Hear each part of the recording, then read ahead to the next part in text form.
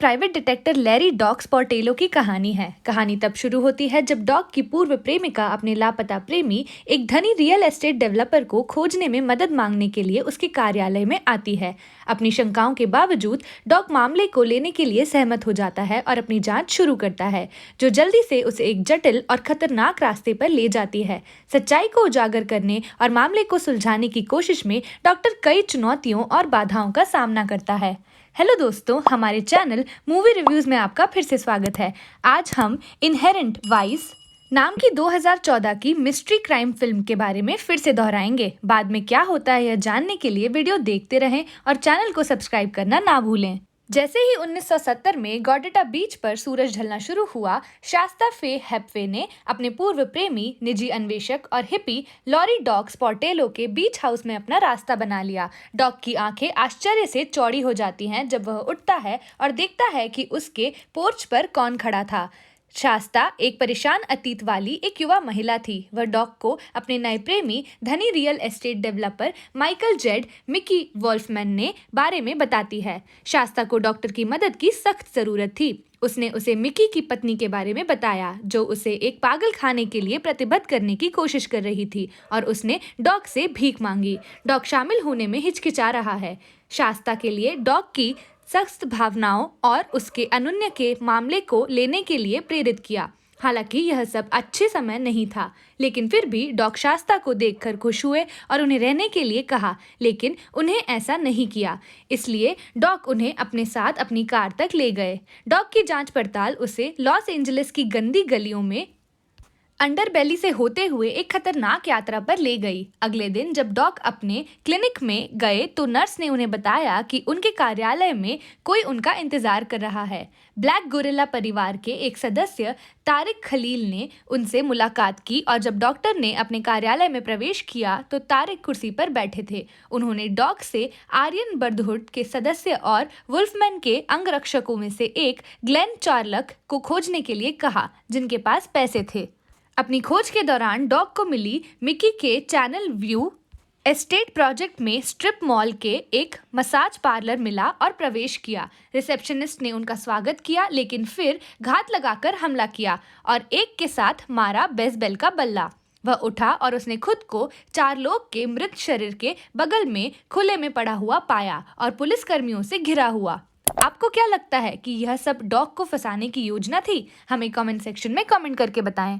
बाद में एलएपीडी जासूस क्रिश्चियन एफ बिगफुट जॉनसन द्वारा डॉक्टर से पूछताछ की गई। डॉक्टर को अंततः उनके वकील सॉन्चो स्मिलेक्स की मदद से रिहा कर दिया गया। जैसे जैसे डॉग के मामले की गहराई से पड़ताल की गई, उनका सामना झूठ और धोखे के जाल से हुआ। उन्हें पूर्व हीरोइन की दीवानी होप हर्लिंगन द्वारा काम पर रखा गया था, जो अपने लापता पति कॉय की तलाश कर रही थी। हालांकि उसे बताया गया था कि कॉय मर चुका है। उसका मानना था कि उससे बैंक खाते में बड़ी जमा राशि होने के कारण वह जीवित थी। उसने डॉक्टर को जमा पर्ची भी दिखाई।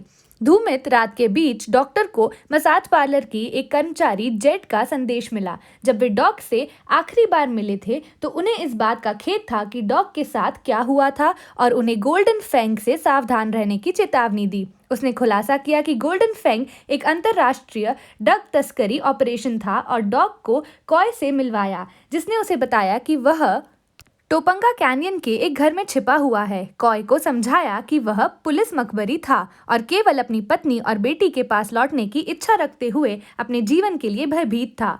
डॉग कॉय को गोल्डन फैंग के बारे में पूछताछ करना चाहते हैं, लेकिन इससे पहले कि उन्हें मौका मिल पाता, कॉय रहस्यमय तरीके से घूमते हुए धुंध में गायब हो गए। डॉग को जल्दी ही पता चला कि गोल्डन फैंग एक पंथ से जुड़ा था और पंथ की निगरानी एफबीआई द्वारा की जा रही थी। उन्हें पता चला कि शास्ता के अनुरोध पर जिस रियल एस्टेट डेवलपर मिकी की तलाश की जा रही है, वह पंथ की शरण क्राई स्काई लॉर्डन में आयोजित किया जा रहा है। डॉक्टर एफबीआई की हिरासत में चले गए, जहां मिकी को रखा गया था, और आखिरकार उन्हें मिकी से मिलने का मौका मिला। मिकी ने उनका अभिवादन करते हुए कहा, नमस्कार लिटिल हिप्पी। ऐसा लगता है कि मिकी किसी नशीले पदार्थ से प्रभावित है। फिर भी मिकी उसे बताता है कि वह अपने रियल एस्टेट व्यवसाय की नकारात्मकता से खुद को दोषी महसूस करता है और पंथ के एक खुश सदस्य के रूप में अपना पैसा देना चाहता है। मिकी भ्रमित लग रहा था और जब डॉक ने उससे पूछा कि शास्ता कहाँ है तो उसने जवाब दिया, चले जाओ छोटे हिप्पी। डॉक्टर ने एक पक और कार्य की झलक भी देखी। आपको क्या लगता है कि मिकी सच बोल रहा है? हमें कमेंट सेक्शन में कमेंट करके बताएं। जब डॉक अपने समुद्र तट वाले घर में वापस लौटते हैं तो शास्ता ने उनका स्वागत किया, जो वापस आ गए थे और उनके लापता होने की वजह से होने वाली परेशानी के प्रति उदासीन थे। उससे उन्हें बताया गया कि मिकी अपनी पत्नी के साथ वापस आ गया है और उसके साथ गोल्डन फैंग होने के बाद कबूल भी की।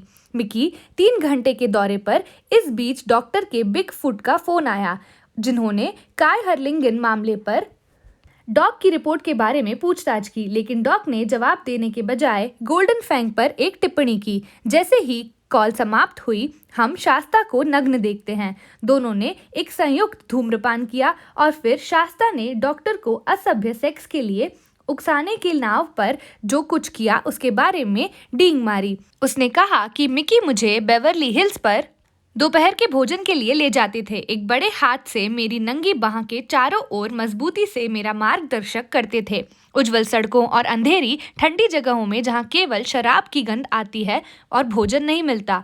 कमरा शराब पीने वाले लोगों की मौजों से भरा हुआ था और यह किसी भी आकार का लग रहा था। वे सभी मिकी को जानते थे और उनमें से कुछ उसके जैसा बनना चाहते थे। ऐसा लगा जैसे मुझे पट्टे पर ले जाया जा रहा है, क्योंकि उसने मुझे मिनी ड्रेस में रखा था और मुझे कभी भी नीचे कुछ भी पहनने नहीं दिया। जो मुझे चाहता था उसे पेश कर रहा था। डॉक्टर ने पूछा कि क्या तुम मुझे ये सब बता क्यों रही हो, जिसके उन्होंने तल्ख अंदाज में जवाब दिया। जैसे ही वह डॉक के पैरों पर लेट गई, डॉक ने उसे पीटना शुरू कर दिया और फिर उसके साथ एक सनसनीखेज पल बिताया। बाद में उसने उसे बताया कि वे अभी भी साथ नहीं हैं।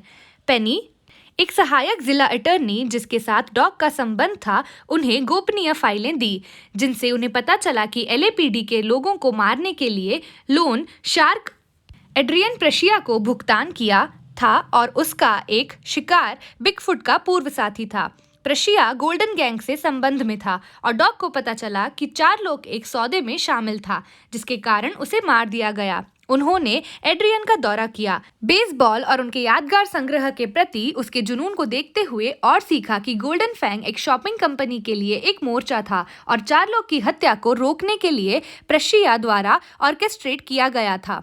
डॉक की जांच उस समय चरम पर पहुंच गई जब वह मिकी की पत्नी स्लोएन वुल्फमैन के वकीलों से मिले, जिन्होंने खुलासा किया कि मिकी को गोल्डन फैंग और उनके पंथ द्वारा बंदी बनाया जा रहा है।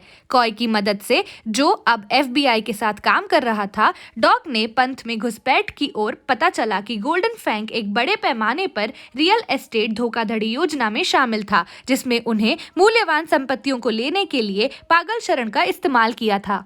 बिगफुट की मदद से, जो अब उनकी तरफ था, डॉक ने मिकी को मुक्त करने और गोल्डन फैंग को नीचे लाने में कामयाबी हासिल की, जिससे उनकी कट्टर पूरा योजना सामने आई। हालांकि भांडाफोड़ की अराजकता में कॉय की मौत हो गई और पंथ के नेता बच गए।